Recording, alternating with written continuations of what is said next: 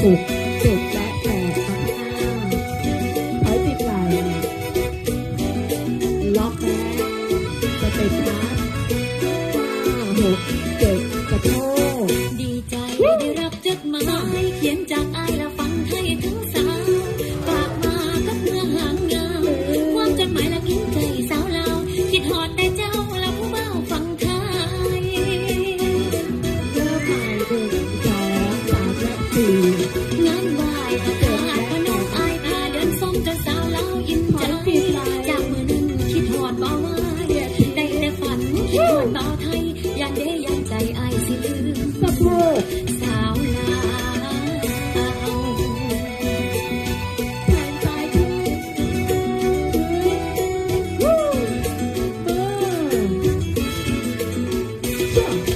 ลมโบยโบยยืนใจลอยคิดฮอดผู้บ่าวบึงลำคลองพัดคลองไหลลงมืออย่างคือหัวใจผู้บ่าว